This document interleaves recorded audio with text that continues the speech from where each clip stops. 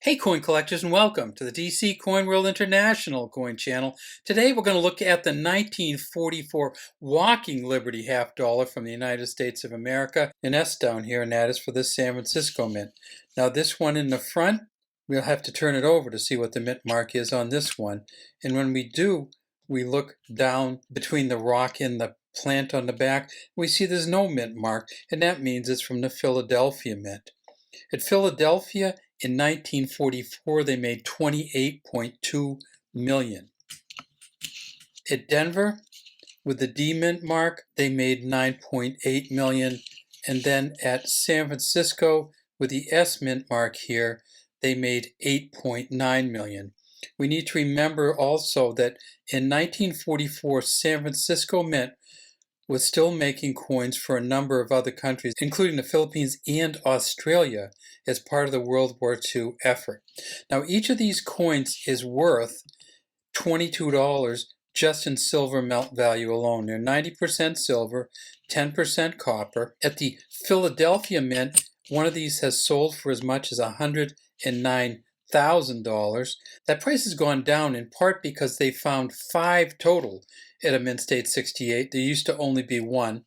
So at a Mint State 68 now, they're worth about $55,000. How do you know a Mint State 68? Well, you'll be able to see details in the face. You'll be able to see this United States flag here and know it's a U.S. flag. Details in this bouquet or plants here. Incredible lines down the down Lady Liberty's dress, and you'll be able to really get a good view as to what these shoes look like she has on her feet. When we tip it up on the side, you can tell it's 90% silver.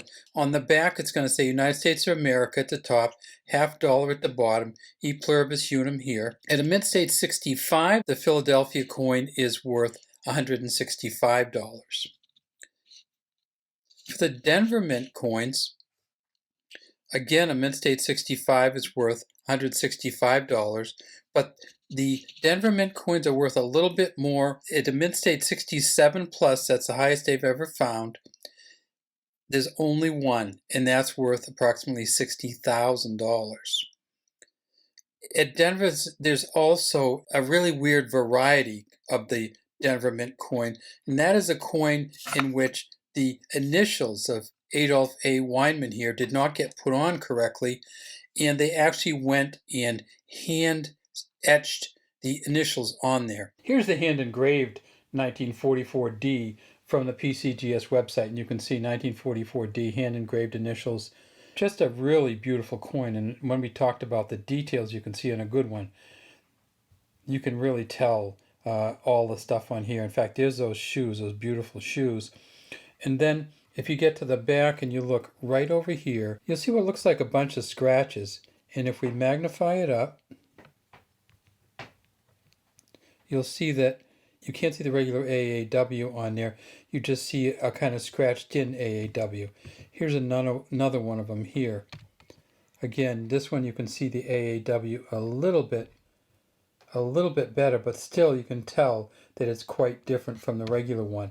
They found maybe 200, 250 of these total. They're worth in the hundreds of dollars, but if you get a Mint State 67 plus, they found 3 of those and they were $7,000. So if you do get a Denver Mint coin with the D here, always look over at the initials and see whether you might have that hand engraved initials, which really adds to the value of it. At the San Francisco Mint, with its S, a Mint State 65 is worth $275, and a Mint State 67 plus, of which they've only found 1 so far, is worth $40,000.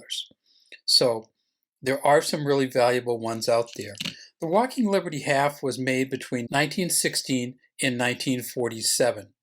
Prior to 1916, we had the Barber halves, and you can see this Barber half here from 1914. Again, these coins are, again, the same 90% silver. After 1947, they came out with the Franklin half. And here's Benjamin Franklin on the half, Liberty Bell on the back. The Franklin half was followed by the Kennedy half in 1964.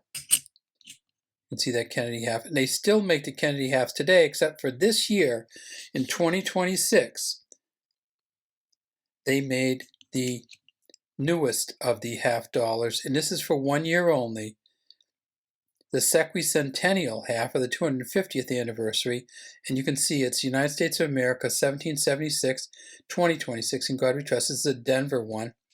Again, this is a clad one with the copper center, and then on the back you can see that we have this torch, and the torch says, "Knowledge is the only guardian of true liberty," and you can see this is the Statue of Liberty's torch being passed to another hand. E pluribus unum down here at the bottom in half dollar. So this is a 1 year one, and then we'll get back to the Kennedys. There are also some error coins from 1944, including one we'll take a look at on the PCGS website, with a Walking Liberty half dollar was struck on a quarter planchet.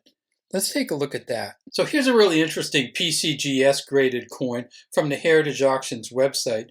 You can see over here to the right, $20,700 in 2003. And if we look here, we see that it's a 1944 50-cent half dollar struck on a silver 25-cent planchet. And you can see we're missing a lot. We're missing Lady Liberty's head on this side, and we're missing much of the date down there, but just enough so you can see the 19 and the 44.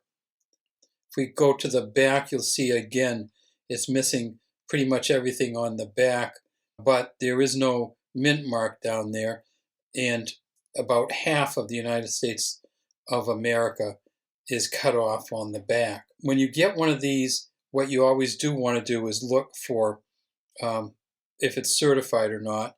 And this is a certified one right here. You can see it's a mint error, PCGS mint state 65. And here's the back with the PCGS logo on the back. So kind of a really fun coin and a funny coin, but it's not something you're going to come across in your change.